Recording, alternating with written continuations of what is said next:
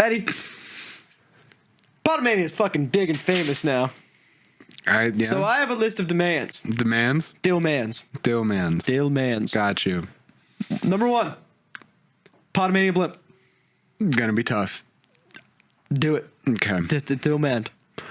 Number 2, intro song and graphic. Need it. Okay.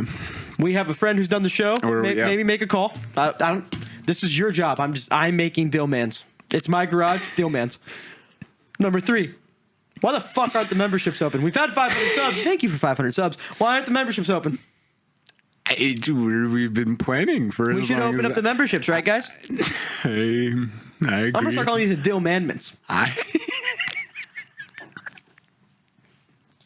Okay. No, 4th Dyl-mmandment. Okay. New couches. Kind of tired of these. Yeah. Deal with that. Okay. I have to deal. Okay. Deal with that. Number 5. I need Kyle Fletcher on the pod. Okay. I mean, Kyle Fletcher, Revolution's coming up. He'll be in LA. He's in the neighborhood. Those are the 5 Dyl-mmandments for Pod-A-Mania that need to be finished by the end of the year. End of the year. Hopefully next week, if you actually care. If you care about the show. All 5 of them by next week? If you care about the show. We'll worry about this week first. Welcome to Pod-A-Mania. My name is Eddie. My name's Dylan. This is a weekly wrestling podcast. Most of the time. And what do we usually cover here, Dylan? We cover everything from Collision last week, Dynamite this week, anything in between. And in this case, we're covering Collisions matches of all sorts and Diamantes matches. Be sure to follow the damn pod at Pod-A-Mania Podcast, at Pod-A-Mania Pod, underscore EWL3 and at Bozo Dills. You can catch us on Spotify, Apple Podcasts, put us in your ears. I was listening to us on the Stairmaster the other day, dying. Yeah. Legit sweat going down my face. The person to my left is like, "You good, man?" No. No, this guy in my ear had a terrible opinion. No, this guy has a really crazy Don Callis impression. Before we get into any of those impressions or any of our bad opinions, please like and subscribe. Let us know your opinions, which just so happen to be better than ours, in the comments down below. Yeah, because you guys think you have better opinions than us. So put a microphone in front of your face. That's all we ask. Kyle Fletcher, all we ask. Talk your shit with our microphones in front of your face. It'd be really cool. You'd have so much fun in here, man. We could listen to Hot Mulligan. I was gonna say we got a lot in common.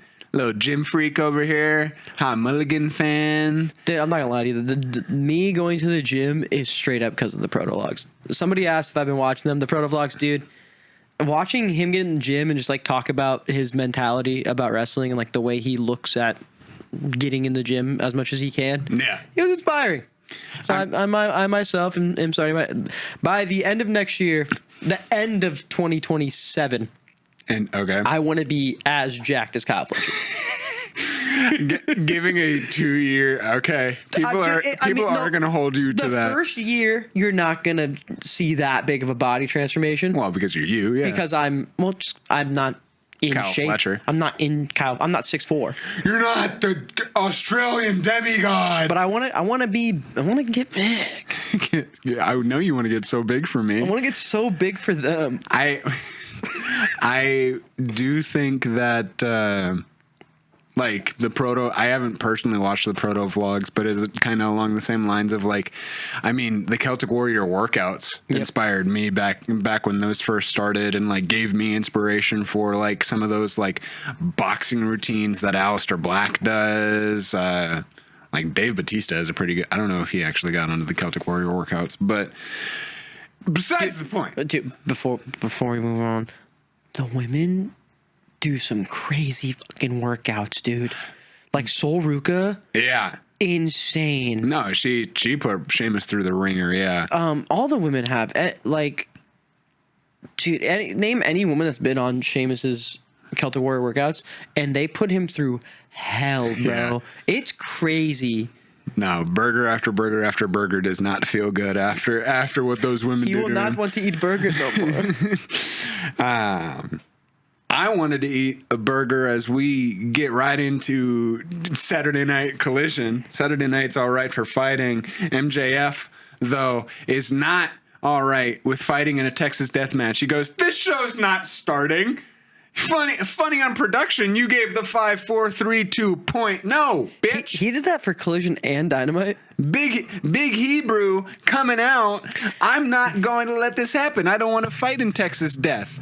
I'm gonna. Dude, the big bold letters, Big Hebrew on the back of his jacket is awesome.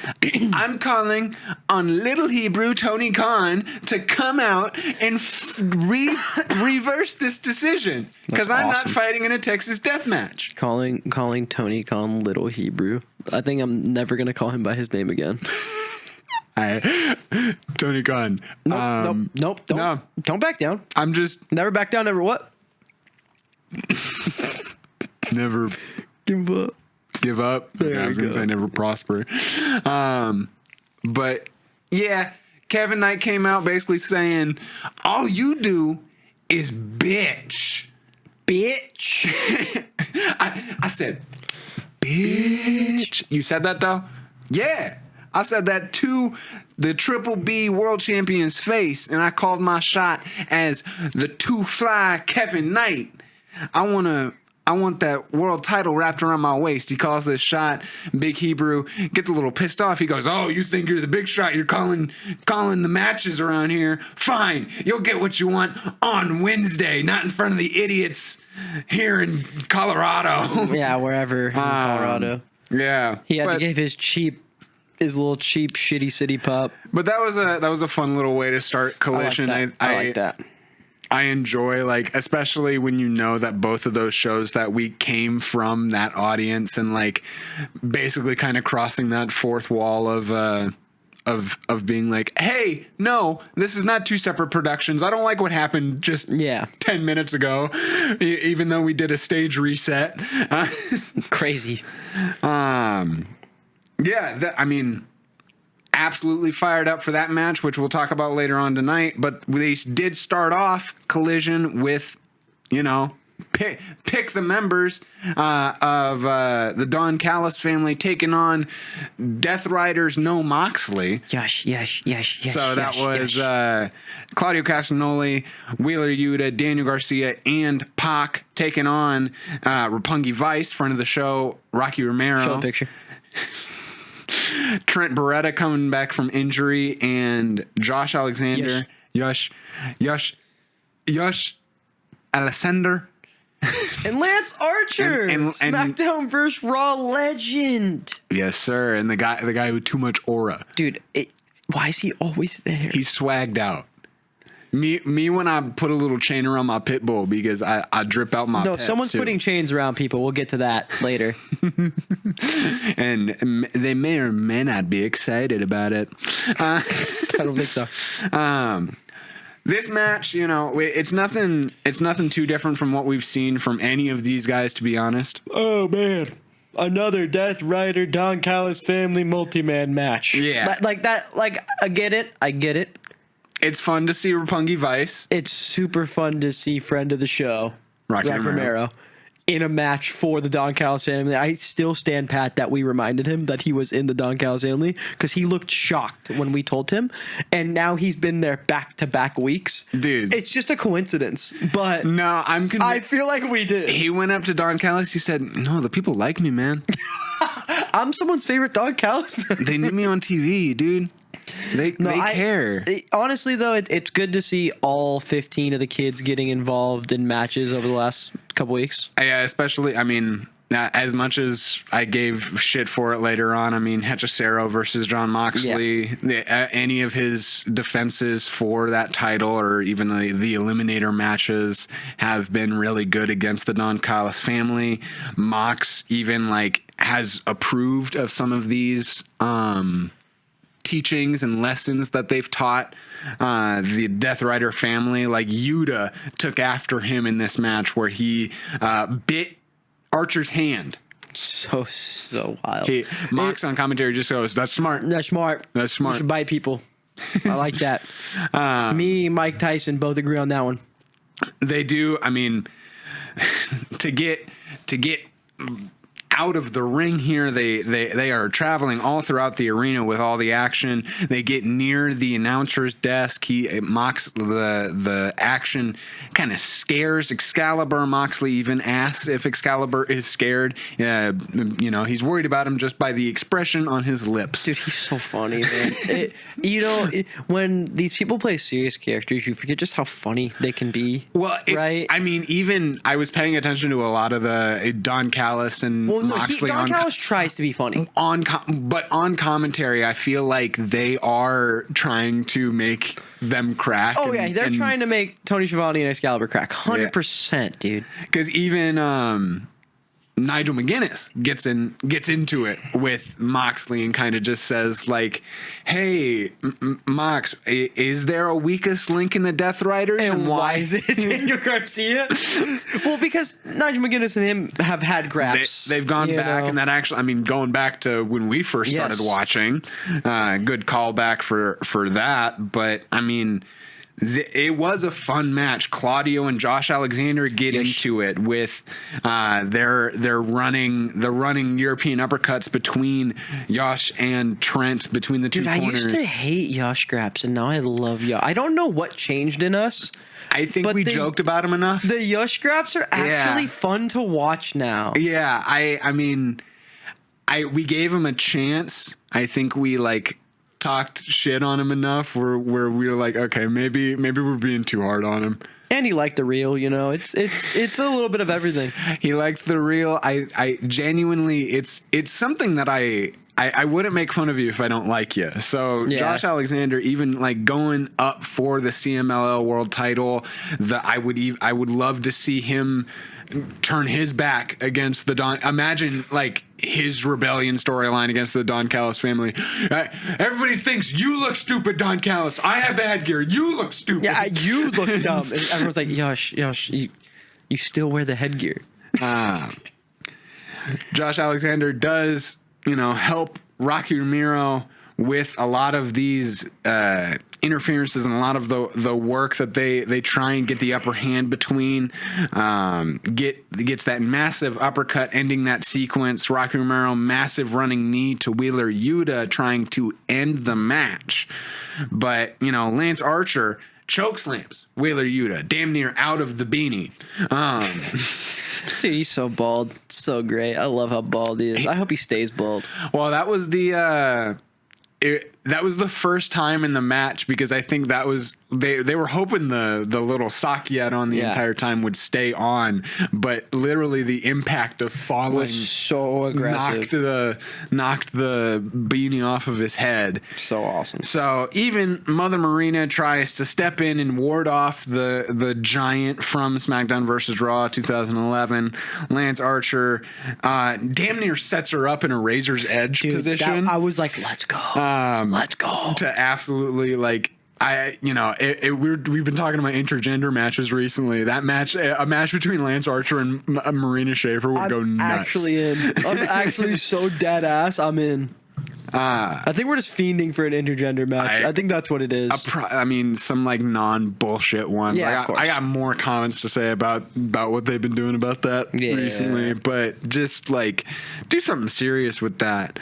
The Death Riders have to unite to try and topple the giant, the swagged out giant. Lance Archer needs He's just so dripped. All four of them doing their running collision power, doing the Ring Around the Rosie clotheslines, and then the massive power slam by Claudio, the leaping splash by Yuta. The real family, the Don Callis family, does get the kick out. They try and interfere. Rocky Romero back in to finally take the pin from Wheeler Yuta. If you put a gun to my head and said, who's taking the pin in this match, could have probably got there. Friend of the show, Rocky Romero, I'm sorry, but I think out of everyone in this match, it was either you or Lance Archer, Doug. I mean, I was really surprised. I knew that the sock was eventually going to come off during Collision because I saw the spoilers. I thought it was going to be during this match. I'm kind of disappointed it wasn't during this match. Yeah. Because the payoff did pay off later on in the night with something a little stupider. Yeah. But besides that, we got the rest of the family involved. Takeshita comes out in his big ass swagged out pants. Stupid big ass swagged out stupid pants. They are kind of cool though. They're cool, but they're stupid big ass swagged out pants. He's so fucking cool, man. It's just he comes out to so cool. charge up a fucking slobber knocker between the Don Callis family and the Death Riders. These guys can't get enough of each other. The Alpha and the Ace want to tear each other apart, limb from limb, Dylan. Limb from limb. No time limit. They'll get each other one of these days. Now on to Unk Graps. Yeah, dude, we had real Unk Graps here with Tommaso Ciampa versus Jay Lethal. Dude, Collision had a lot of Unk Graps. Dude, Collision had some just like, Collision, you know what? For my basketball fans, this felt like wacky season in the NBA where it's like, that guy's on that team? That's how it felt tonight, where it's just like, oh my God, am I getting Jeff Green minutes? Ball knowers will get that one. Okay. But it's just like, dude, I'm getting these minutes right now. I'm getting Jay Lethal minutes in the middle of March. I mean, beginning of March. Yeah, Jay Lethal, end of February. Tomohiro Ishii, like having these guys wrestle. Collision turned into the Unction. Yeah, I'm here for it. Collision. By the way, what the fuck happened to Blake Christian's perm? Yeah. Why is his hair flat? Yeah. He's not Vanilla Baby. That's not. He belongs in a damn office. It's Vanilla Baby. That's not he. That's not Vanilla Baby. He's like he's not wearing a Nike. He kind of looks stupid. I'm gonna be honest. He looks like Hook. Yeah. Yeah, and it pisses me off. And the thing is, like, Hook looks stupid, but like he's supposed to look like that. I wish like the Hook stupid looks good on Hook. Hey, if we like, launch the memberships next week, I'm going to be so honest. If the memberships launch next week, it's a dyl-mmandment. When we fulfill the dyl-mmandment of getting the memberships out and open to the people, available to the public. If we reach a certain number of memberships, one of us should get a perm. It'd be way funnier if you got a perm. Okay, let's try and pick a number that will reach post-July. Because unfortunately, I am a little booked in the next 4 months that I cannot have a perm. I really think you should get it done on July 10th. I think you should get a perm on July 10th. I think that's the perfect day. Something just feels right about that day. We're gonna talk it with you people. It's just something I'm gonna something about Friday, July 10th is speaking to me. I'm gonna spitball. I'm gonna spitball this idea about the memberships because we're very nervous about launching them. That's kind of why I haven't, because I'm like, why? If you guys don't give us money, what was the point of opening them? Imagine how pissed your then wife would be on the day of your wedding if you showed up with a perm. It's the pod. It's for the pod. It's for the pod. No. Is Pod-A-Mania going to be in your vows? Am I going to be in your vows? None of this would be possible without the Pam Fam. We left an empty seat for all the Pam Fam. One of you lucky viewers is going to come to Eddie's wedding.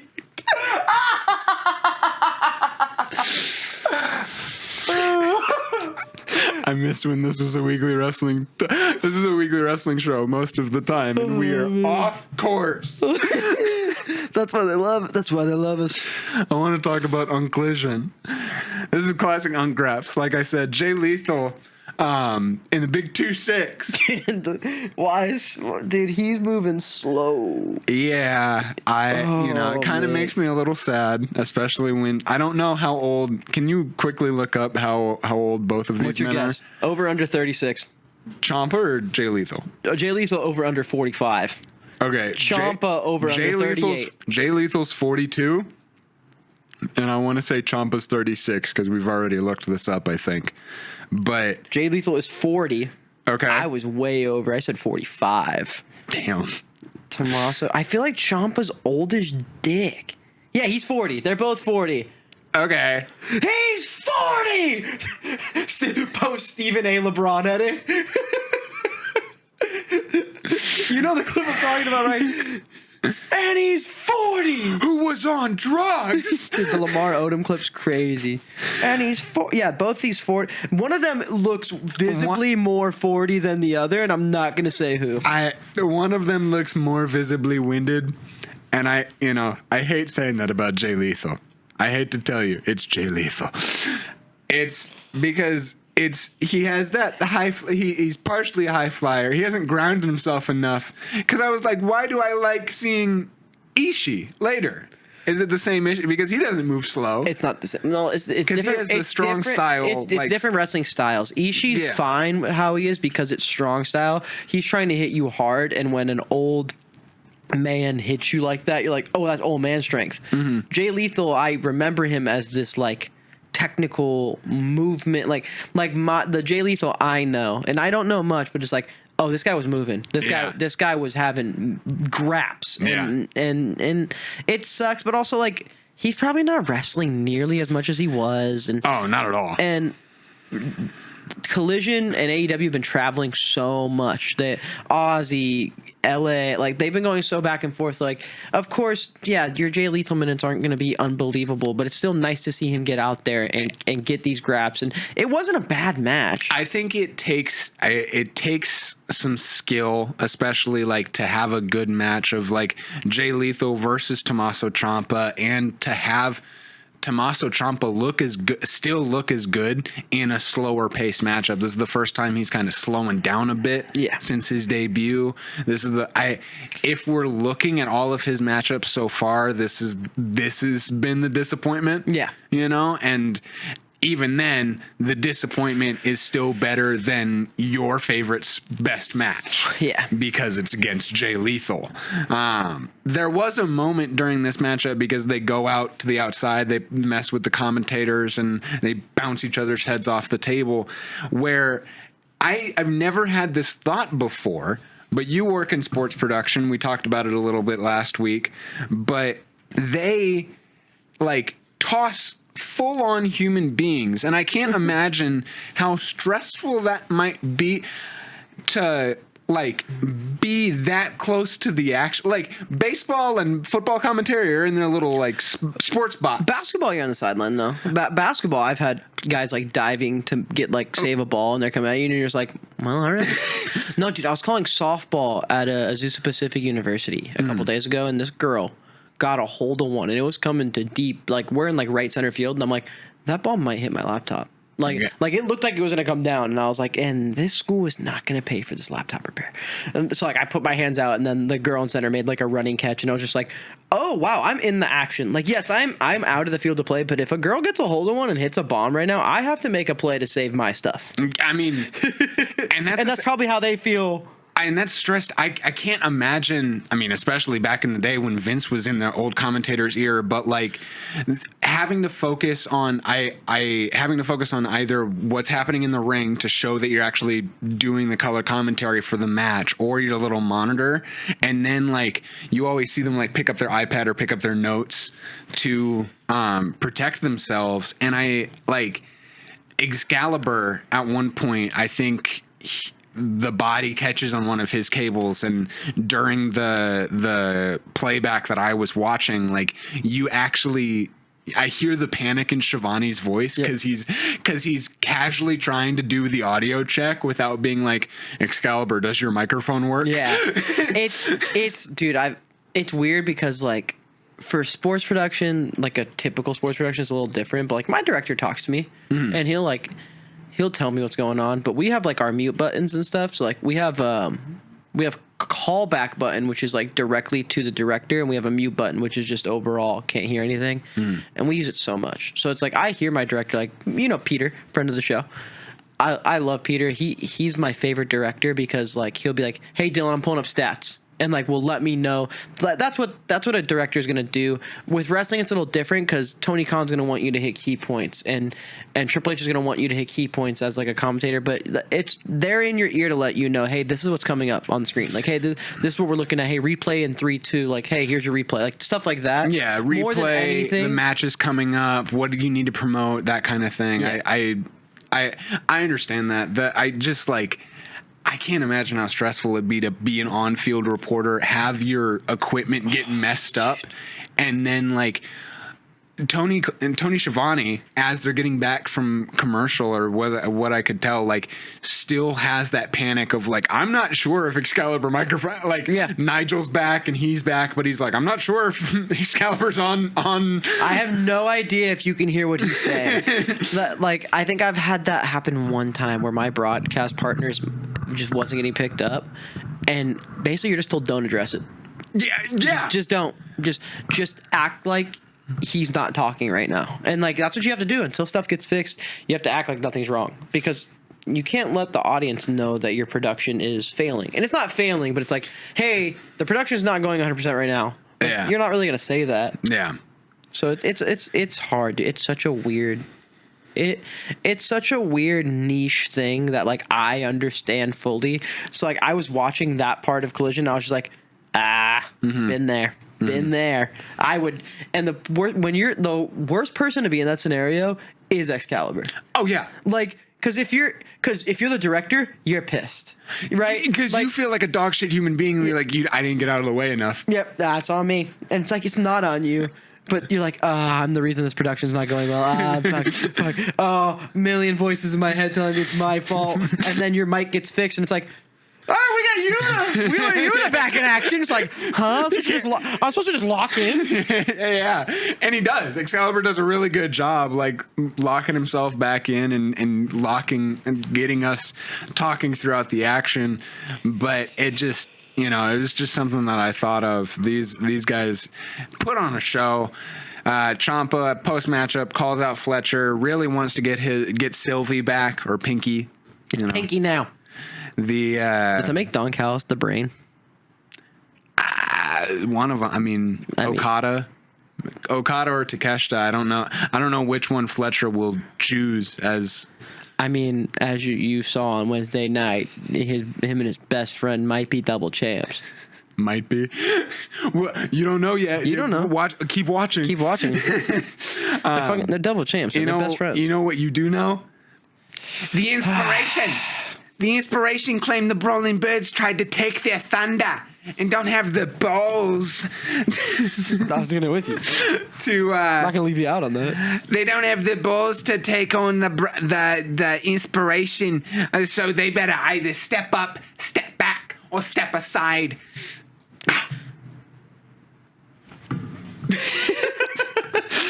I love them. I don't care. I love them. Yeah. Yes, I know they're just the Iconics. I know that. No, but guess what? I'm cool with it. They're awesome. They were fun. They were fun in WWE. I'm glad to see them again. My complaints is like, why did they sign and announce them? They had their debut at one of their house shows in Sydney.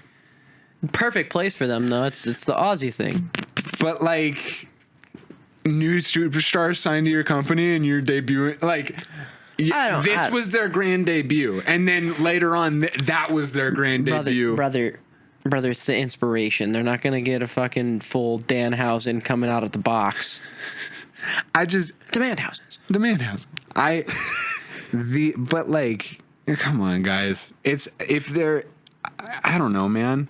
It's the same issue that I have with the Brawling Birds, because the Brawling Birds would be so cool if they were booked properly. Dude, they just faced nobodies. They faced nobody. Here, I'll give you a jump to Collision, or to Dynamite. They don't fucking face anybody. Yeah, so they faced the locals on Collision, and I just don't understand why. I don't understand why these guys. I don't understand why these guys are booked the way they are. No, I hate it. They're booked fucking terribly. Because Jamie Hayter is one of the best superstars on your roster right now. You're pairing her up with somebody who is like in that second generation of superstars that you signed to AEW, Alex Windsor. And so you have the opportunity of a lifetime to put them against people like the Babes of Wrath, Sisters of Sin, actually make something of that fucking AEW women's tag team division. But the thing is, like, we're like, yeah, they're gonna face the Inspiration. That's how I'm feeling on Saturday, and then Wednesday they squash them. Exactly. Yes, we're jumping ahead a little bit, but like, come on. I had so much excitement for the Inspiration to finally get real TV time, so they're not debuting on a house show, and for the Brawling Birds to like start a real feud together. These guys had a squash match. We'll cover it right now. They had less than 5 minutes. Hey, but Inspiration ran it back like Jey Uso. I don't know if that's coming from them using the Inspiration based on their technical ability, because like, can they really carry themselves out through a good 10 to 15 minute match? Dude, or is it? They also overloaded this card. There's on the Collision card. No, the Dynamite card. We're jumping to this Dynamite. They overloaded that card. They added that trios match. That wasn't supposed to happen tonight, and they added the trios match. Like, the card was overloaded, so you have to have a squash match, and now you just make the Inspiration look bad in their first big show match. Yeah. Like it's stupid. It's bad. I don't understand why they are the way that they are. Tony Khan, do better. Please. But I will say, I also say do better with protokada. In their entrance, why aren't they holding hands? Why aren't they? They have so much aura that they have to come out individually. I want Kyle Fletcher's hand in one butt pocket and Okada's in the other butt pocket. They have to add butt pockets to their gear for that to happen. I think you're wrong. I think it'd be kind of cool for them to come out holding hands, making touch tips, touch ties, touch. I want Okada to touch Kyle's pink a little bit. There we go. I was like, there's a note on this. There's a note on this notes app that says, "I want Okada to touch Kyle's pink." I do. Okay. I want them to do a little pose together. But they do pose. They did do their little pose together later on in the match. This is the thing that happens where it's like, the egos to go back to WWE, like Jericho didn't come out together, like. But they had the really shitty bad like theme song combination.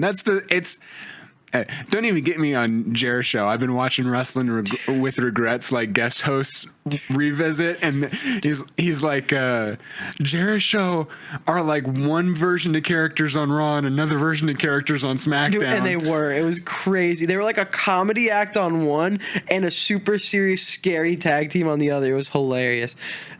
But what I'm saying is just like the Don Callis Family. But I don't care if they come out together or not, dude. It's just so cool to see these guys working together. If they have a cute little boyfriend tag team name, why aren't they cute little boyfriends? You know what we need to talk about is why is Don Callis dressed like this, like the LeBron James era draft? That suit did not fit his ass. He brought out a suit that he wore before he dropped 50 pounds. I'm so glad that you mentioned this note instead of me. Dude, why is he a 2000s era NBA prospect? All we needed was a basketball and him to point at the camera, bro. I'm thinking with the 15th pick in the 2002 NBA draft, Don Callis. Dunkzilla Mark Davis. Dunkzilla. He's on the call for, I don't know how the draft works. He pulls the ball out of the lottery. Dude, and also the funniest thing is Don Callis gets on the mic and is just like, I want to beat the shit out of Christopher Daniels. First thing he says. Word for word, he says, I want to beat the crap out of Christopher Daniels. Dude. And Shivani goes, go ahead. It's like, Shivani gives him the okay. He's like, maybe another time. Does not care. It's just, I love it, dude. I love how he gets on. He's just like, I don't like that guy. There can only be one manager in town. One bald manager. It's got to be me. Don Callis is just jealous that I have the hot piece of proto ass. I don't know, dude. I think Don Callis is jealous that Christopher Daniels has the real deal. Zeta Steel? Zeta Steel. I mean, I would be jealous if they had the athletic prowess of the proto-ass himself, Kyle Fletcher, does show up in this match, screaming lariat over the ropes into a planting DDT from Okada, where Okada does emote with the Birdman hand rub. He looked maniacal on the outside after that. I love these two. I believe this was during commercial break, but at least during my playback, I caught the smooch to Don Callis, the proto smooch that Don Callis called after. Dude, after we're gonna talk Kyle about Fletcher. it later. Kyle Fletcher is such a fucking dickhead. He's a shit-eating heel, I love it. He like covers Don Callis's ears when they say "fucking Callis." He always gives like a little like thumb, like.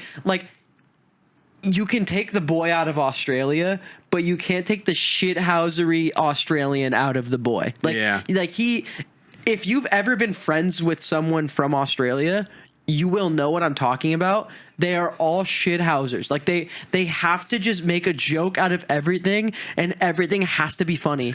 And it works the same with Kyle Fletcher. Like he's a heel, but he's not a heel in like a I'm big and scary. He's just a jackass, and it's awesome. And they're all walking around as if you took a name tag, labeled them dinner bone. They're all upside down. Dude, like he is awesome. And yes, like, oh no, Dylan is oohing and awing over Kyle Fletcher. Get fucking used to it. This guy's unbelievable. Get fucking used to it. You heard the dyl-mmandments. The dyl-mmandments. The 5 dyl-mmandments. He wants the Australian on the couch. God, new couches. I would do anything to have him on the new couches that you're providing. I'm not providing anything on that list. That is the dyl-mmandments for you to get for the pod. I will work on that. But overall, this match between protokada and Top Flight, you know, they had a pretty all right contest. When I was watching this, I was like, Top Flight's pretty good. I'm glad they're getting collision minutes off. I like Top Flight, man. Ring of Honor. It was nothing special, if I'm honest with you. Like, I know it was a balance of egos between who Don Callis called the sensei and the student, protokada. It's what protokada's gonna be, is just like, hey, these two are figuring out how to be a tag team together, and it's a very big ego between the two of them, and I love it, and I think it's perfect, especially if what we've been predicting this whole time is getting set up for the fall apart of of the big three of the Don Callis family. Like, this is the way to do it. You make Fletcher pick a side early, and then he's going to get tug of war between the two of them, and eventually it's going to break apart, right? No, I mean, having the polyamory love triangle of Kyle Fletcher, Kazuchika Okada, and Konosuke Takeshita, we've been calling it here for a couple weeks. These guys are going through challenges after challenges, and that's why after they win the match, protokada and Kyle Fletcher's sexy proto ass claims that protokada are the greatest champs in AEW right now. But Jetspeed interrupts. And all I gotta say is Kevin Knight has a lot of balls. Dude, he fucking swinging his dick around. Dude, he walks out every episode and goes, I want to fight you. I want to fight you. I want to fight you. Kevin Knight's that guy. Why is he talking in the third person so much? These hands rated E for everybody. Why is he talking in the third person so much? When did this start? He's just too fly. Too fly Kevin Knight. Like, I don't know if you guys noticed this, but I feel like he's been talking to the third person a lot in the last month. Yeah, I mean, it works. I like his... I love his energy, and I'm not saying it's a bad thing. I'm just saying, does anybody else notice that it's picking up? I loved his energy in that opening promo against MJF. He really stood his ground. Like, when you are in that kind of predicament against top stars like that, and I mean, he very easily could have been outshone here, and I think... both of Jetspeed, because even his emotional support Speedball, Mike Bailey, does get to call their own title shot for the TNT title. I think the title situation and the way people get matches in AEW is really funny, because it's either an eliminator match or I just walk out and say, I want to fight for that. It is never... Hey, I have a rematch clause. Yeah, like their rematches don't exist in this company, and I don't know if I love it or I hate it. think it's a little bit of both. Got to climb the rankings. No, I think I overall like it because it eliminates the exact same matchup every time. Yeah. Like, yes, we are complaining about another MJF Hangman, but there was time in between, right? Like, and I think that's the thing is there being time in between, there being other matches in between. It's not, hey, these guys are going to fight 3 times because he's going to lose he's going to win their fight again, he loses, he gets his rematch. We're not getting 3 or 4 pay-per-views in a row. Even when we talk about people like Kyle Fletcher and Mark Briscoe, who had their best of 7 wasn't this like continuing week after week. It wasn't like a Cesaro Sheamus best of 7 where they fought 7 weeks in a row. Yeah. Which, to be fair, oh my God, that was 7 great weeks of wrestling, and you can do it that way. But I like that they called it out like, hey, we're 3-3. Yeah. Like just like knowing your record from all these past couple years. Like, and I'm kind of glad that those kinds of things do get brought up in AEW. I don't know how often that really does get brought up. Long-term storytelling, and I'm like, or they just realized it and they're like, hey, let's talk about it and make it a thing. It doesn't necessarily get brought up in WWE as much. I mean, I remember there was some talk when Jordan Grace was going after Jade Cargill's title, where she was like, you've held this for 175 days, 0 defenses. Which is crazy. Yes. But don't defend that. That's crazy. I think there's a way of like saying it out loud without making the other guy look like shit. Oh yeah, because she just made Jade Cargill look. All you have to say is like, you won the title, you haven't defended it since. Yeah, you'd be like, you haven't defended your title since you got it, huh? Yeah. Like a little jab, not, hey, it's been 6 months. It's 175 days, over 4 or 5 months. Yeah, like it's been almost 6 months, which insane. Yes, we keep tabs. We keep tabs on the Fed. Well, I mean, it's all my Twitter is. Should we? We'll get it. I mean, after Collision. After Collision. After Collision. This was a little breather between the two shows because we need to talk about the real deal, Zeta Steel. I fucking love Zeta Steel. That's cool. My Ed Manman. Her cool little glasses. The real deal Zeta Steel does come out, no entrance actually, which is fucked up, man. Because when Timeless Toni Storm was making her entrance, I thought she was facing a jobber. Now I've been watching the product for a while and they know this. I thought she was facing a jobber. Dude, and then they showed Zeta Steel. And I'm just like, why didn't I get to hear real deal Zeta Steel? Isn't it the fucking real deal? Like, that's the real deal. Christopher Daniels pulling double duty today, by the way. Hey, he's got to put in the work if he's going to beat the dog crap out of Don Callis. He would dog walk Don Callis. Oh my God. I love you, Don. We do see Imagine Don Callis on the couch. Oh my God, I couldn't. I don't think I could do it. I don't think I can have that man over. Hello. Are we? My question is: are we getting these guys dinner? Or are we cooking them dinner? That'd be so funny. Cooking dinner for my mom. Cooking dinner for AEW wrestlers. That'd be awesome. Your 4'11" mom. My favorite wrestler ever is coming. Your 4'11" mom, and then 6'2", 6'3", 6'2" Kyle Fletcher.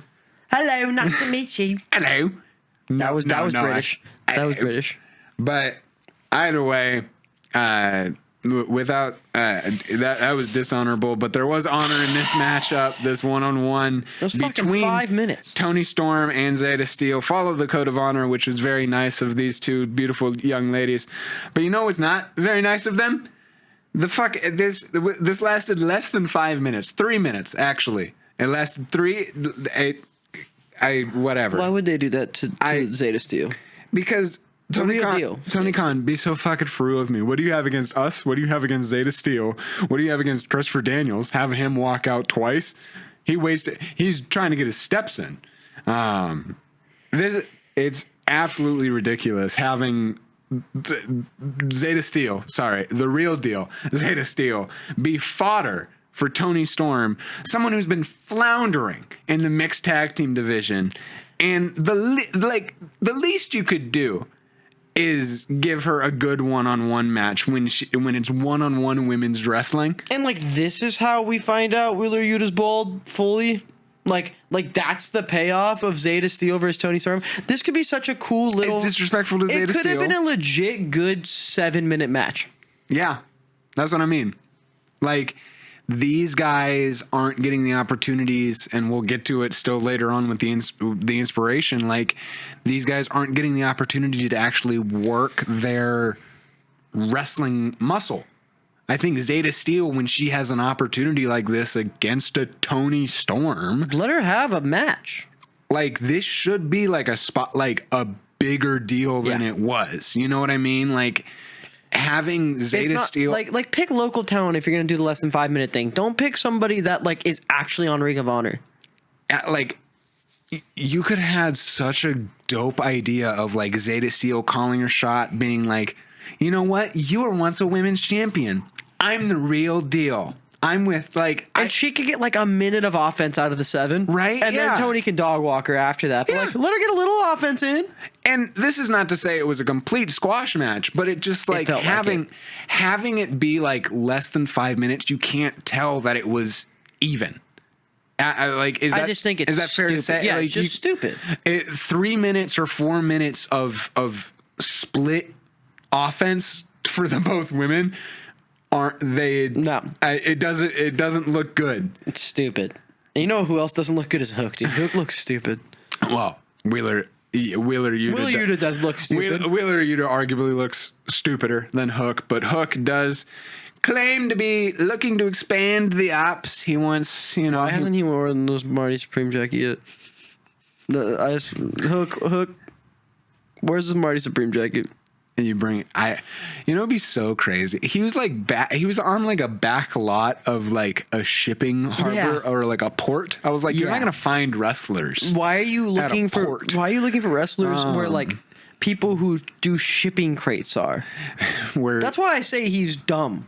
Like, the character of Hook confuses me. What is his character? This backstage segment does. I was watching like old ECW segments trying to pick out promos and stuff for our intro we're trying to make, but you're actually getting a dyl-mmandment done. How have you been looking at all these promos? You've been sitting here the entire time. How did you know? But the ECW promos do have this certain kind of background element, or like they have this homemade aspect, and I think Hook does a really good job. I was trying to pay attention to like how modern day wrestling production takes elements of some of these other companies that they've seen. Yeah. And I think Hook specifically, and I think Tony Khan lays this on for certain superstars, the Rascals having their own special type of promo style. Like, imagine, I just thought of as we were criticizing him on a shipping port, imagine him doing this like handheld Shibata with the flip camera and recording Hook in the streets of New York. They interact with Side Talk New York. Dude, don't even do the flip phone. Get a camcorder. But like, do some old school cam. Hook seems like a guy who would have a disposable camera with Side Talk New York though. Yep. Getting fucking what's it? Spider-Man, yep. Bronx Spider-Man. Yep. And just all the bing bong. Like, what you can do so much with Hook, and I don't know what Hook's character is. I want to say he's from New York, but he's like kind of intimidating. But isn't that just Eddie Kingston? Isn't Eddie Kingston just from New York? Yeah, but he's fat too. Yeah, he's a fat old cheese ball. He's a fat big old cheese ball. But like, that's the thing. Like, I don't know what Hook's character is supposed to be. Like, yes, he's supposed to be like leading the ops, and like his whole thing right now is like finding more people. You've been looking for more people for the ops for like 2 or 3 weeks, dog, and you've recruited nobody.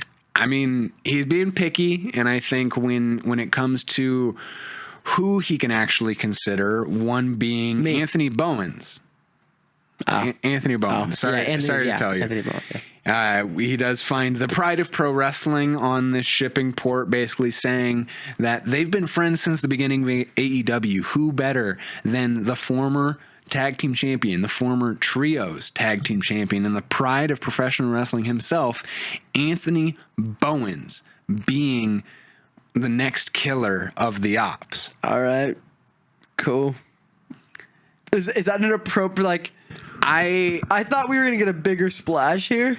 I kind of agree. I honestly thought it was going to be both of them. I thought the Acclaimed were back to being together again, and to have like a heel Acclaimed, it almost feels like to push them out of like, because I think they got tired of doing the scissor thing, or they broke up and whatnot. Like they can't just go back to being the scissor guys.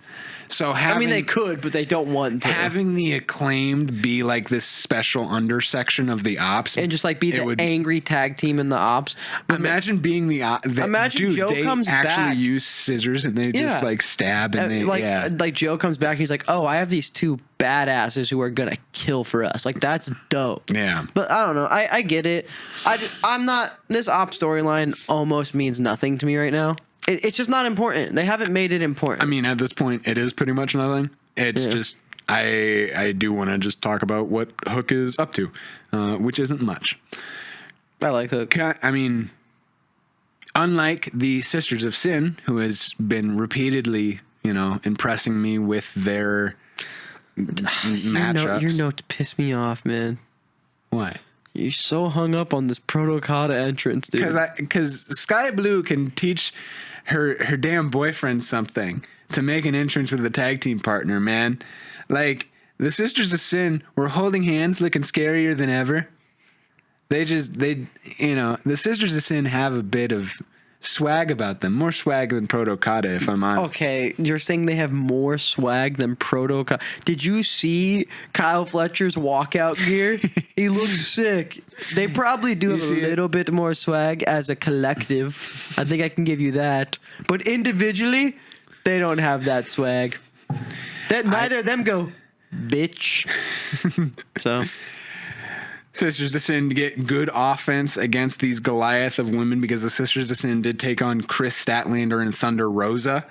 Thunder Rosa and Chris Statlander actually get some vicious, Statlander gets some vicious beatings in the corner from the Sisters of Sin, getting stuck in their corner. Stat Daddy. You got it. Stat Daddy does manage to get a hot tag to Thunder Rosa in this matchup, who gets some more offense to even the odds.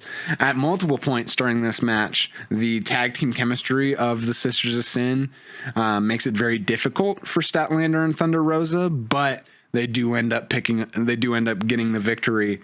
And arguably, there's a bit more tag team chemistry there between Thunder Rosa and Statlander. You're just wrong. That's wrong. No, because I know their egos are colliding, but also, like, aren't they friends? Who's champs? Who got more rings? Who got more rings? Who built the cages, Joe? That's great. But honestly, I love the Sisters of Sin. I want to see them have the women's tag titles, and I want to see this collective just run that women's division. Yeah, the Sisters of Sin are cool.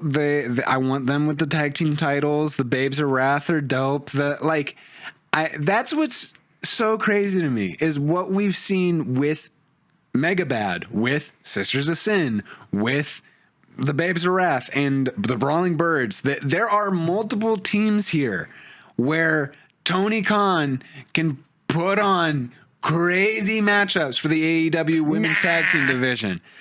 And he goes, no, I just want to run the same like three things every time. And I just... at least invest the other women, if they're not going to fight for the titles, invest them into something that I should care about. Yep. So I can watch the rest of the show instead of be like, oh, this guy didn't have an entrance. Oh, wait, it's Zeta Steel. I like her. Yep. It's bullshit. This was a rough collision, Loki. I can't cap. Was not a fan of this collision. Yeah. It was a weaker collision. I don't think it was bad, but it was weaker. Yeah, but I mean, I was going to say that about...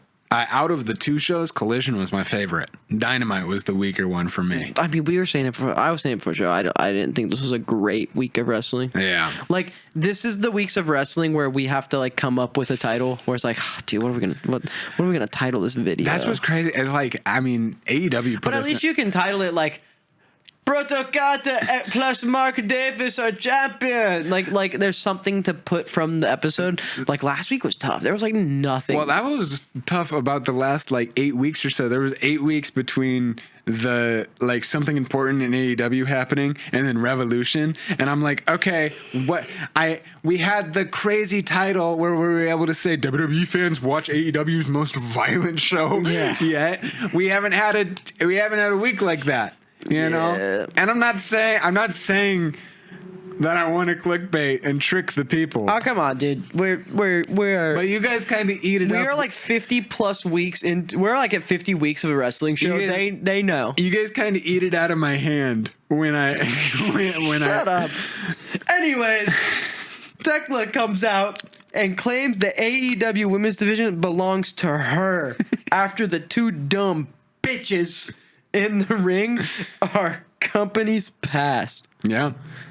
Yeah, no, she's right. I love her as the champion, by the way. Dude, she claims to be the future of AEW women's division, carrying the women's division on her shoulders. And I read that note as we were iffy. You were iffy. I said I'm happy she won. Don't clump me into your skepticism. But the Triangle of Madness, even before she won. And I'm even like talking about how I remember how we were talking about when she won the title. We were like, what the fuck? This is weird. I didn't like the way she won it. I was happy she won it. So I was very surprised that I didn't know you speak French now, saying we like that. Did this happen too soon? Would she be able to like be this crazy giant superstar that can have a world title? And she can. She is not only one of the best intimidating heels on that AEW women's roster, but she's entertaining in her promos. She not only just the chemistry with Statlander, but the newcomer of Thunder Rosa. There's this. She's building up this podium where I actually do believe that she is somebody to not mess with or somebody to fear in this division. I mean, well, she's the world champ. You got to fear her. She's a woman. I have to fear her. I fear Makes sense. A lot of women. But finally, for our main event of Collision, we had Andrade El Idolo taking on Tomohiro Ishii. These Big Tom, Graps, like we said, classic Andrade match. He gets up some. He takes a pick with the baddie. I believe that was Becca off of like Independent Wrestling, which was cool. But yeah, classic Andrade match. He gets some crazy spots, offense, trying to ground Ishii, slow him down even more than he already is, but really try and dial in some of those attacks, and I think it was really good. You know, I think so too. Nothing too important or crazy to say about this match, but Don Callis does say that eventually they'll make people pay for Andrade taking his clothes off. Yep, they're gonna make a paid subscription service for that. I'm gonna pay. We'll give a little like 3 minutes. Happy for Danhausen. Honestly, it's hilarious. Let's talk about what's in the box. There was a box recently in another promotion, and they were shipping it around for 13 days. DHL premium shipping with no air holes in the box. They had a live man in there. I don't know how he was alive. Is Danhausen a man? Or is he a Muppet? I don't know. I don't know. Closer. Let's be real. Danhausen is closer to a Muppet. Yes, without a doubt. These. I was shocked by it, not because I didn't expect Danhausen WWE, but because like they made a big deal about the box, and then Danhausen did an entrance and left and got booed. I will say it's kind of crazy that they didn't even give him like mic time or anything on that first night, or like it's strange to have this kind of debut that like just takes up 15 minutes of the show, or I don't know. It was probably like 4 minutes. Okay, but it's still a 5-minute spot on Elimination Chamber, which is one of your bigger pay-per-views. And it's I mean, some people argued that it was going to be like the Gobbledygooker son. Some people thought it was Chris Jericho. Those were the dumb fucks. Yeah, if you're so stupid that you thought they put Chris Jericho in a box, you're dumb. But my thing is just like, do that on a Raw and it's cool. Do that on Elimination Chamber. It sets Danhausen up for failure, but he comes back on Monday and is hilarious. Yeah. He has a list of Demandhausens, as you know where I got my bit from. Come on. But like he is it was really funny to see in 2 days all of Twitter turn around on be like, "Oh wait, this guy's really funny. I like him." I mean, I think it just depended on the person. I was seeing some tweets of people that were like shit talking Danhausen in AEW and then being like, AEW didn't know how to use him. I'm so glad he's in WWE. And it's like, dude, it's the same thing. It's every fucking Danhausen. Time somebody jumps ship, and these guys are not, you know, I wish Danhausen the best. I personally never thought he was gonna work for WWE. I didn't think he had really what they considered like special for a comedy, you know. But he's funny. You threw out the thing. You compared him to Santino, and like that comedy of like, I think he has just enough in his bag to get him by. Yeah. No, like, I was saying Santino Archer. I was just like other comedy acts. Like he's a comedy act. That is his thing. And the WWE either hits it out of the park with comedy or fails super hard. Yeah. Like when I think of Santino, I think of, oh my God, unbelievable, hit it out of the park. And then there's Adam Rose, who kind of failed. Right? So it's like you got a 50-50 shot here. Danhausen has done it on the indies for long enough that he knows what's funny and what isn't.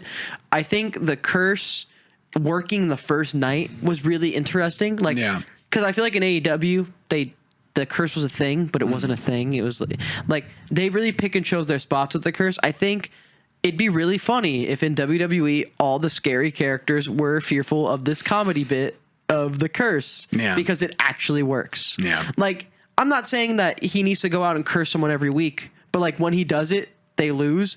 And like imagine Doc Mysterio just starts losing every week now. Like that'd be a funny bit, and I'd be cool with that. And I'm just happy that he found a place that's going to give him a chance, and he's either going to hit it out of the park or we'll see him on Ring of Honor in a year.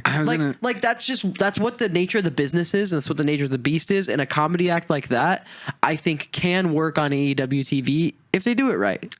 Without a doubt. With that being said, I don't think it was cool of AEW to have him benched for over a year. Yeah, that was ridiculous. Literally, like he was not injured. He was like giving them ideas. He was not being used, and the fact that he was able to escape that kind of put himself in a better predicament, especially with Pepsi Phil, get his human monies from him.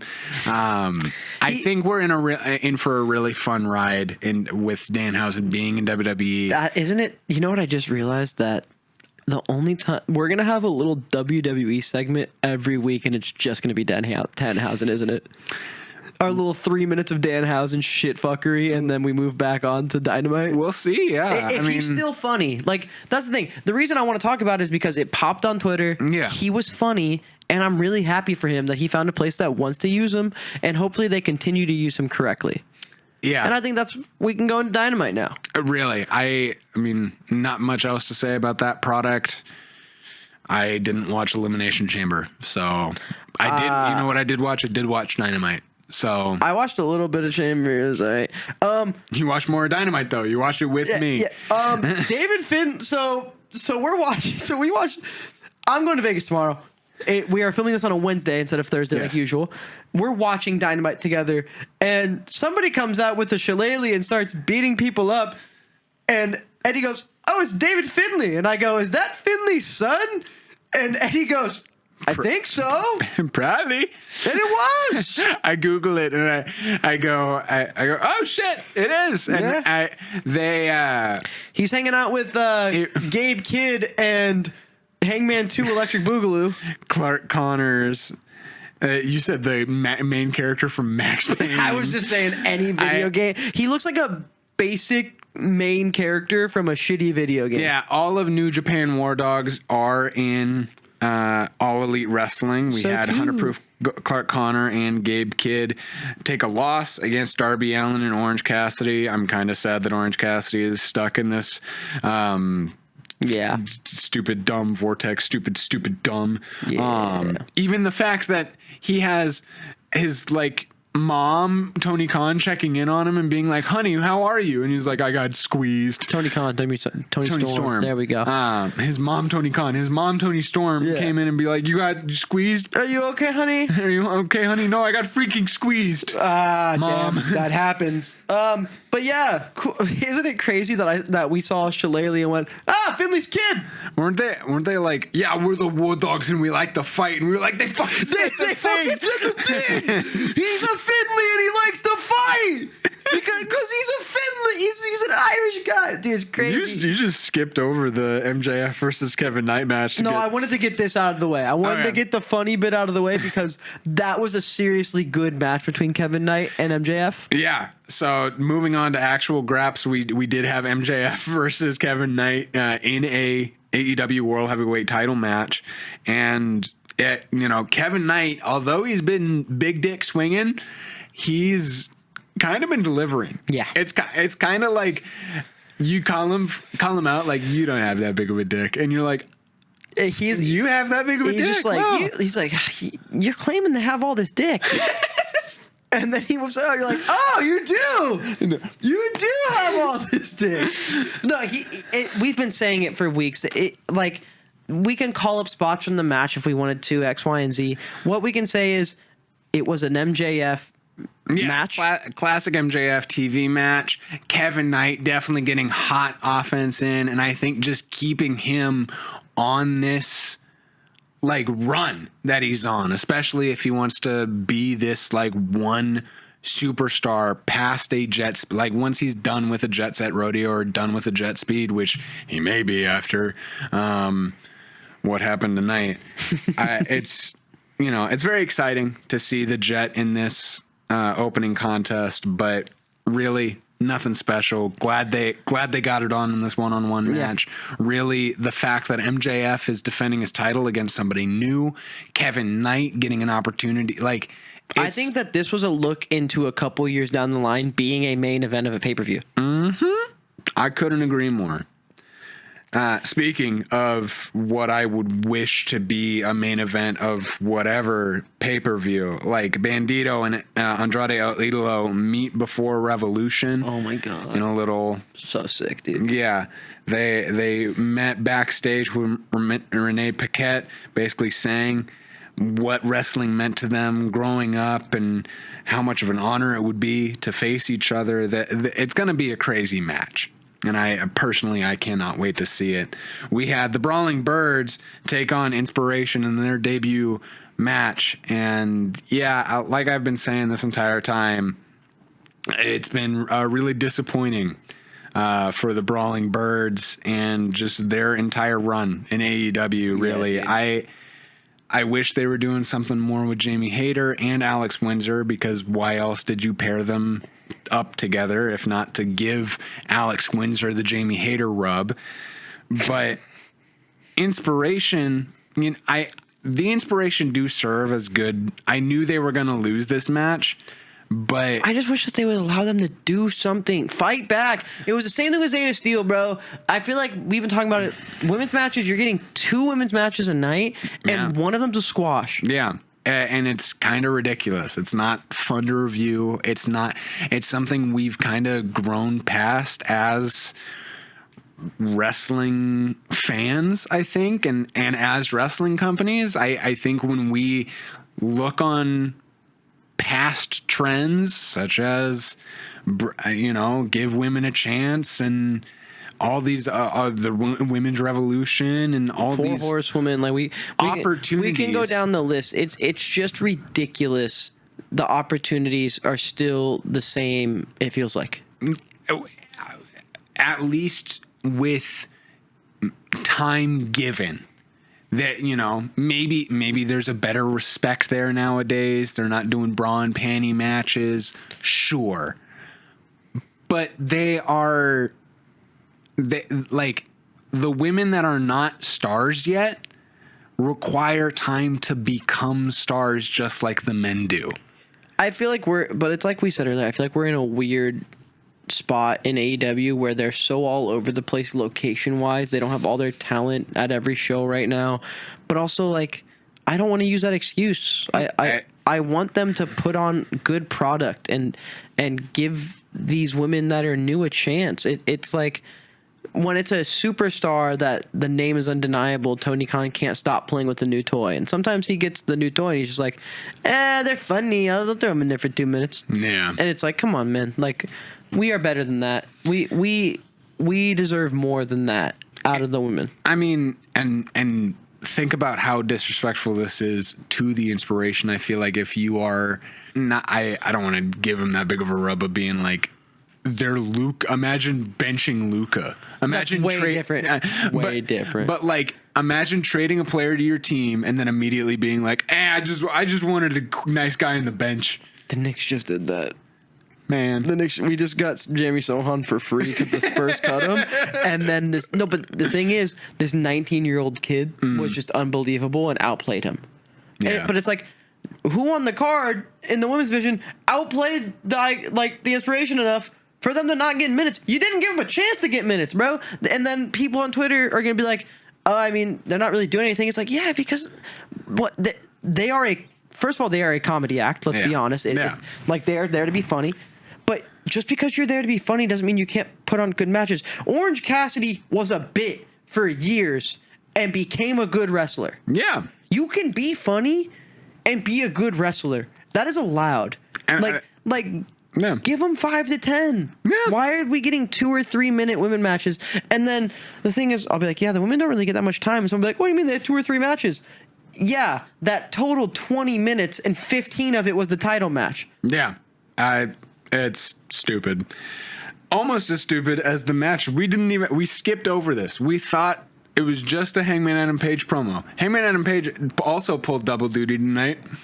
He had a match? Yeah. We skipped over a match? Yeah. Finding out live on air. He had a match against Marty Snow where basically... Who fucking cares? Yeah, I think it's just a fodder, local talent, whatever. He won the match and...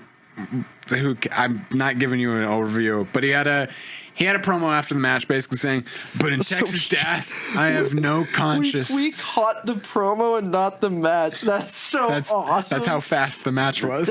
Dude, this week in wrestling, man. I will rip you, I will tear you, and I will only let you lie when I am finished. Dude, why is Hangman Adam Page dirty talking me right now?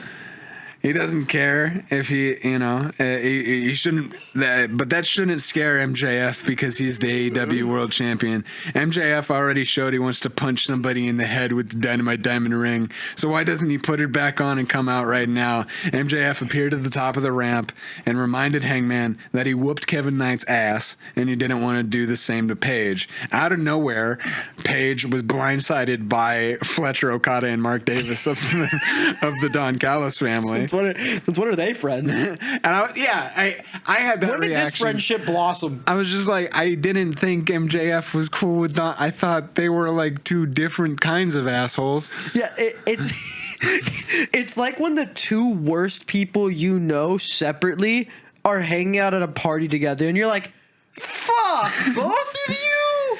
Don Callis Family come out and they basically make their, like they did on Collision, they make their claim for the AEW Trios titles. I have something important to say.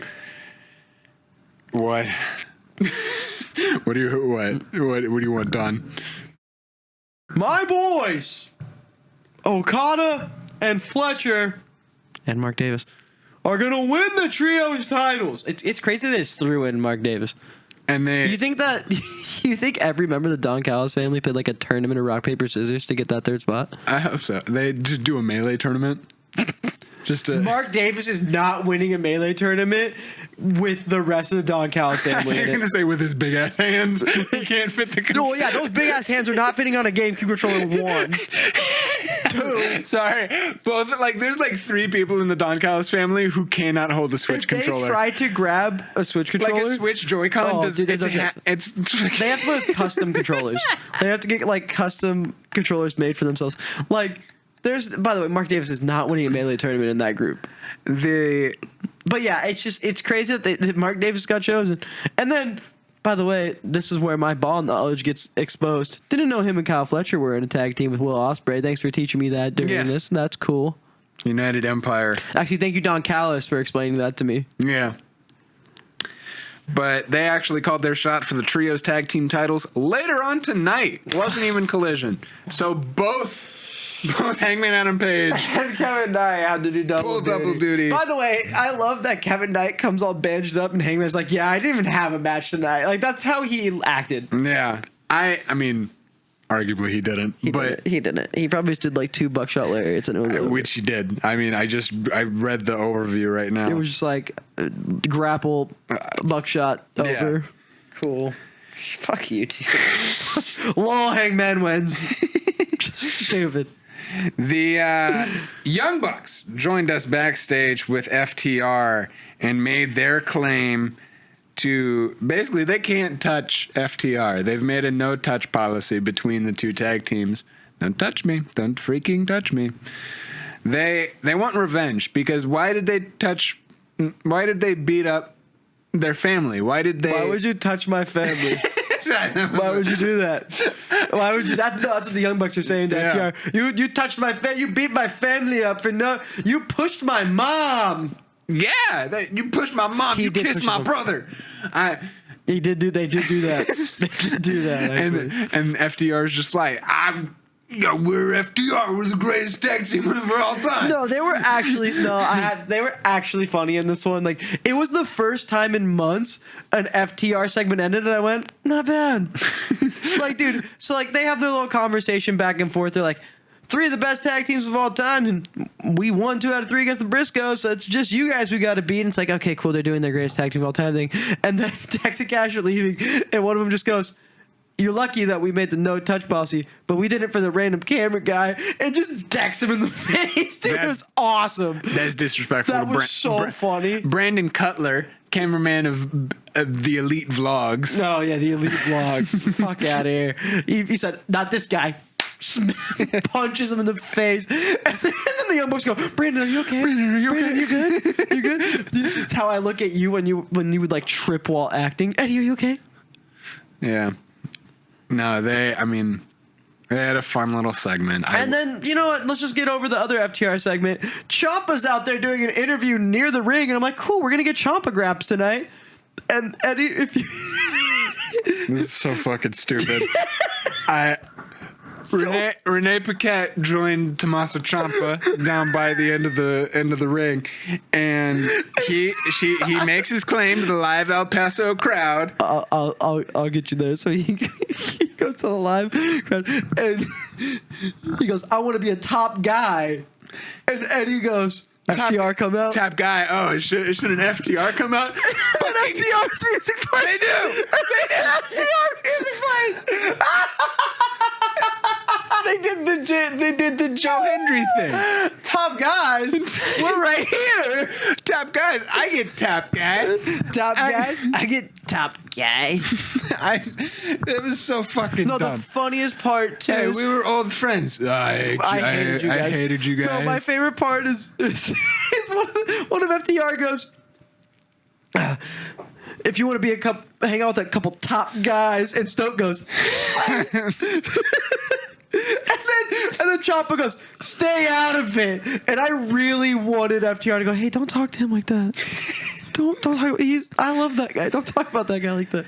But yeah, Ciampa, like, he hugs Ciampa. Ciampa's pissed about it. Cool. They don't like each other. He smacks. I don't know who Dax or Cash is. Doesn't matter. I think it was the bald one.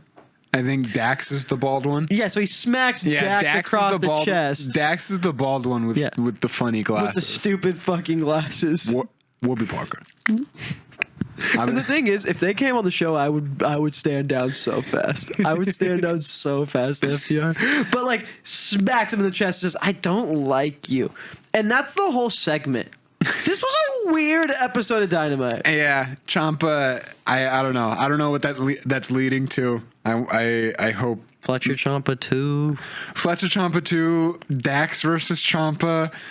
just all three of those guys getting topped together, and it's the fucking. Is Ciampa gonna cost FTR titles? I was gonna make the joke that it was gonna be FTR and Ciampa, and it's the Alvin and the Chipmunks who's getting the best head meme. Johnny Gargano's gonna come to AEW, and Ciampa Gargano are gonna beat FTR.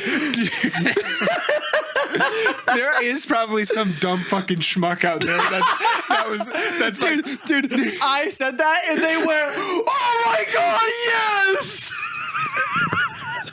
like as if I didn't see that in NXT 8 fucking years ago. But there is probably some dumbass guy they totally is planting the Johnny Gargano seeds. No, they're not. Dude, no, they're not. They're just fucking hugging each other. I want to see that stupid fucking like half winking face on the AEW Titantron, and Ciampa Gargano come out, and everyone's like, "Oh my god, wrestling's back!" Like, dude, they're both 40. They're both 40. Yeah, I mean, speaking of, they're 40. Speaking of guys that are 40. Yeah, I mean, John Moxley isn't quite 40, I don't think. I don't think so but either. Hechicero is probably definitely up there. Have you seen him? That's my T.O. Hey, mate. When he does the stupid little knee walk thing is awesome. I fucking love Hechicero. Hechicero! Yo soy Hechicero! So good. Pinche Hechicero! Fucking Hechicero. Pinche Hechicero, beat your... Yeah, I mean, Oh my god. fun little match between John Fun Moxley. little match is crazy. That's just a crazy sentence. Fun little match. No, it was a good match. Honestly, like it's a John. I hate like they're gonna be like, does Dylan even watch the show? I do, but it's like it's a John Moxley match. He kind of gets his ass kicked for a little bit, and then he mans up. This was his first time watching wrestling in 3 weeks. He's so wrong. He's so wrong. I watch at work while I drive on the freeway. But like it's a John Moxley match, man. He gets his ass kicked a little bit. He hulks up a little. He fucking beats your ass. Like, am I wrong? I feel like that's what a John Moxley TV match is. It is very funny that you say hulks up a little when the Death Riders like guitar riff sounds like the Yep, that's why I said it. It's like, I don't know, man. I love Mox. Mox-mania, brother. I love Mox, man. I love the Death Riders, man. I'm kind of just fucking bored of what they're doing. I don't like. Yuta got his haircut. Cool. John Moxley's kind of just like defending his title against everybody and winning every time. And it's like, it's never in convincing fashion. Yeah. John Moxley doesn't beat the shit out of people. Well, they're burning time. They're burning time for Moxley and Takeshita at Revolution to happen because like that's technically still the match setup. But like, where's Takeshita been? Beating the shit out of him in any other time. Like on Twitter. No, like just post matchup, just That's what I'm saying, coming out dude. in big pants, being like, "Hey, I got big pants." I got big fucking.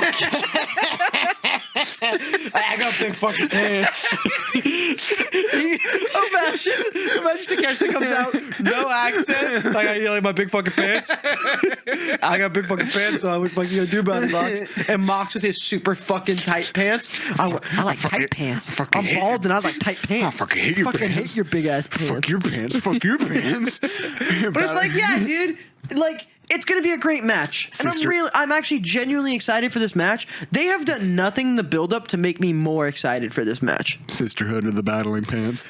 Is Takeshita still in the Don Callis family? That's what okay. That's why I don't. Dude, he hasn't been in anything involving the DCF. Okay, so Takeshita is out, but like Okada and Fletcher are not boyfriends because they're not having their butts grabbed Well, like, during the Takeshita was like entrance. mad at Fletcher for being friends with Okada, and Okada was like, "This is my best friend." Is Takeshita not? And Don Callis hasn't talked about Takeshita in weeks. And us pointing at the whiteboard trying to fucking just to put all the Always pins Sunny together. bit. Yeah, I literally I don't get it. What the fuck is going on during Is Takeshita in the Don Callis family still? Let me know in the comments. Who Straight up. Who loves who? I want to know. I love you. I like you. That's fucked up. Nah, I love you. That's fucking crazy. I love you. I think I can say I think I'm gonna be busy on the 11th of July. Are you busy on March 15th? Because you're gonna see who becomes the most dangerous man. Dude, can I be honest? I'm so sad I have to work that day. Yeah. I'm so sad. I don't know why I said yes. I said yes. I should probably text back and be like, hey, I forgot. I have an actually, important my other thing job is requiring me to do on-field reporting. I probably this is gonna this video could bite me in the ass, but I probably will text him back tomorrow and be like, hey, I got scheduled for Saturday if you can pick somebody else up. I can still do Friday because it's $120. Yeah. But like I kinda wanna go to fucking Revolution. It's a Sunday. It's on the Sunday? I thought it was on the Saturday. Sunday. Oh, then I'm good. I'm going. You're a dirty, filthy liar. For no, I was literally gonna do a fucking. I was gonna try and guilt trip them to be like, if you guys have, if we could get 20 comments down below that says, please, Dylan, buy a ticket. Your voice is killing me.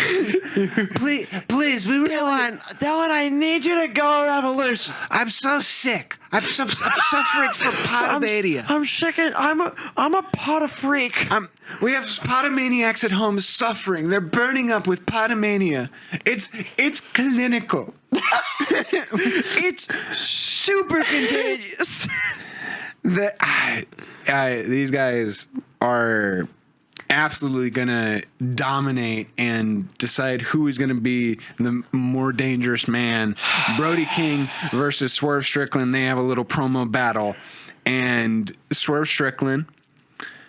There's no other way to say it. He puts Brody King through his reparations, and he uses tries to hang. He uses his big ass chain, no T-Pain, to basically intimidate the big man and say, I'm the most dangerous man. And Brody King turned purple. He turned purple. He was choking him the fuck out. That was a crime. I did not like that. I was not a fan of that. I cannot imagine what they will do to each other at Revolution. One of them might just, they're going to fuck each other up. We're going to speed through the rest of Dynamite here because we don't really have too much more to go. We have the women's title match between Thekla and Thunder Rosa. Oh, man. I love Thekla. Thekla with that belt looks good, dude. It just fits. It makes so much sense. She's amazing. This match was a little underwhelming to me from what I wanted it to be. I just felt like they didn't put on their best work tonight. And it sucks because I was really excited for this matchup. This is like my first real Thunder Rosa graps, like one-on-one, like extended match. Yeah. With something that matters. Like this is against a champion. To give Thunder Rosa the benefit of the doubt, she is coming back from injury. She may still have some of that ring rust, but the two women do put on a banger of a matchup for a TV title match. For a TV title match, it was awesome. There was a lot of TV title matches tonight, which is super cool, there random out of nowhere. Yeah. I would love to see them run it back now that they've had one. I think that they could clean up a little bit, and it would be unbelievable. This match was really good still. Thekla is so good at making you feel the match. Feel the emotion through the match. And like really whenever I'm watching Thekla matches, I'm just like, ooh, like she gets professional wrestling. She gets how to tell a story through her match and push people through it. And Thunder Rosa is just fun. Like it hard hitting, really fun actions. Came out with the Texas flag. Like she's awesome. And I really enjoyed this match, honestly. Yes, it wasn't the best that it could have been, and I think we would both agree on that. Yeah. But also, like, have these two ever faced off before? No, because these, as she said, these it's two different generations of AEW women, and to put them against one another and test their abilities, test their strength. Thunder Rosa, former AEW world champion, gives Thekla a second competitor there and a second win under her belt. Like where Statlander's coming from, I think having that win as such a young star, like Tekla's pretty young to be a champion. And not ending the match, picking Thunder Rosa up after you spear her to keep the match going. Like, oh, Thekla just gets it. she's a killer. Thekla just gets it, Yeah. man. And I hope this reign lasts a while. I don't want it to end for a little bit. I want it to be a meaningful story when it ends. I felt like Stat Daddy's reign kind of ended out of nowhere without a really big build between Thekla and Statlander. I want Thekla to get fucking evil against a bitch, and then it's a big pop when she loses for a face. You know, like, I really want a big build up when she drops this title eventually, but I don't even want to think about her dropping the title for a while, because she looks amazing with it, knows how to be a champion, has a good group around her. This Triangle of Madness, it works so well. I know so many people who complain about, like, oh, every champion got to have some lackeys with them. It's like, no, these three get it. Like, they get how to do the group thing. They know when to let Thekla do it on her own and when to come out and cause that chaos. It's kind of the thing in AEW as well, where everybody does have a group and a gang, and we've discussed that. But some groups don't know how to do it right, like Jet Set Rodeo, and some know how to do it right, like Triangle Madness. Don't even get me started, because in the main event match of our AEW Dynamite this week, we had Jet Set Rodeo defend their trios tag team titles against the Don Callis family of Protokada and Mark Davis. Protokada Davis. Protokada Davis. That is what I'm coining them. That is, yeah. Thank you for adding Dunkzilla to the ship name. Proto Dunkzilla. Proto Davis makes more sense. Protokada Davis. I enjoy Protokada Davis, honestly. Like, I think these three work together really well. Like, you get the I think Don Callis said it on commentary, and then I started to see it myself, where it's like the chemistry between Mark Davis and Kyle Fletcher was so noticeable, and you just add one of the greatest to ever do it in Okada to those two, and you will have a team that is gonna be awesome for trios. And the thing is, hey, Tony, you can't forget about the trios titles now, because these guys have to hang out. They're in the Don Callis family. They have to be together all the time. Like, why were the trios titles on people who don't want to fuck with each other? I don't even necessarily like you're like not set up to be around each other often, and like every week Kyle Fletcher is with Okada and Davis and Don Callis. And I'm gonna be so fucking mad if Jet Set Rodeo if they hang out more. Dude, watch them hang out more post loss. I'd be so upset. Answers all of our questions from last week, though. Finally, like, putting it on people where their story kind of matters, but still, it's not being played. Why not just place it on the demand? Dude, just please, like, where like the demand's not necessarily doing anything. If we're gonna have double champs, you were a big fan of double champ Okada and I just love Kyle Fletcher. If we're gonna have double champs, maybe let's not make it the absolute superstars of Kyle Fletcher and Okada, because they don't necessarily need it, and maybe like let's put it on people who haven't had a belt before in the Gates of Agony, and then the person that was just complaining that their legacy was ruined in Ricochet. Yeah, that's all I'm saying. But you can also the Trios Championship doesn't need to stick on somebody for more than a month, bro. This is a transition title that needs to jump around and needs to have multiple matches all the time. It can jump around, but also like make it matter. No, I agree with you. I'm just saying, like, but how do you make a belt matter? You put it on elite fucking talent, and now if the demand beat Protokada and Mark Davis, that's a good fucking win. It was a good win no matter what. But you get what I'm saying, where it's like, now when the demand win that in their promos and be like, yeah, we beat Okada and Kyle Fletcher and Mark Davis. But it's like we beat the highest, the biggest family in AEW history. Some of the best wrestlers in AEW right now. Yes, I'm happy about the Trios Championship being on people whose stories actually intertwine. Yeah. Like they actually, like, Don Callis has all these guys hang out with it. He walks out with them every match. Like, they're going to have their trios belts on them in Don Callis promos backstage. Yeah. Like, it's not going to just be like Because, like, for a while there, Hangman Adam Page just wasn't bringing his trios belt out with him.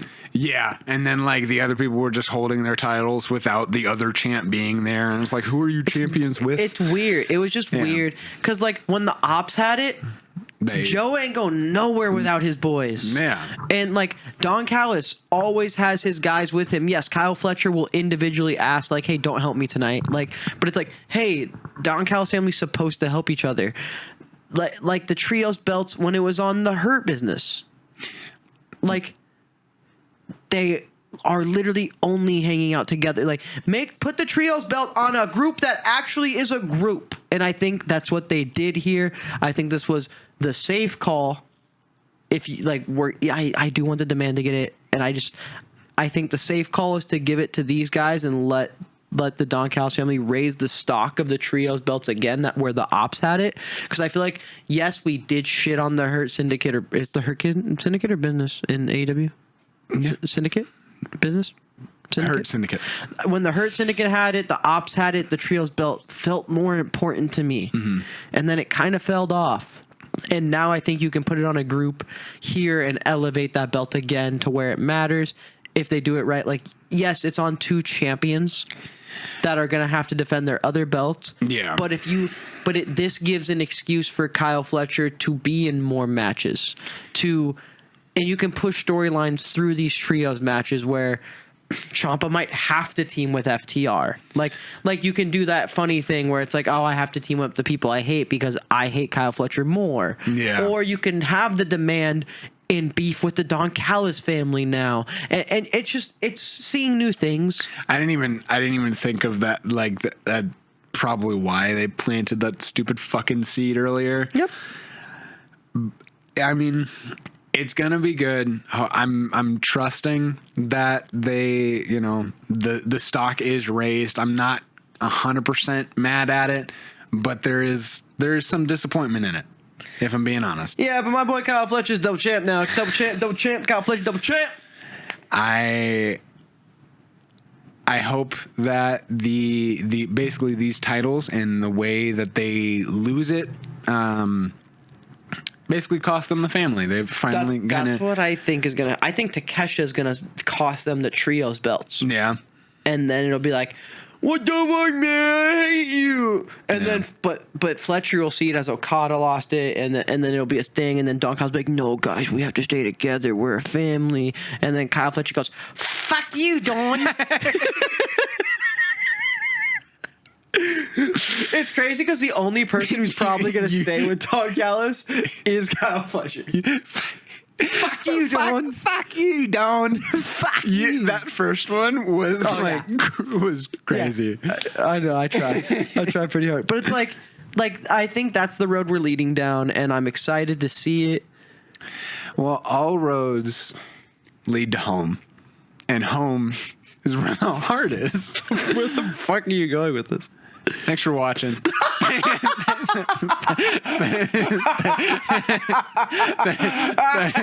Thanks for listening. It's good.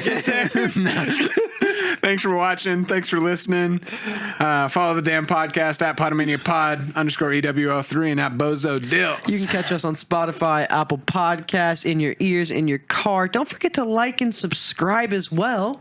Comment down below. What was your favorite part of wrestling this week? Who do you think should be Trios champs? And should Dylan buy a ticket to Revolution? Let me know. And, maybe Pam Famhausen's will be addressed as well. The dyl-mmandments better be done, Eddie. We'll see.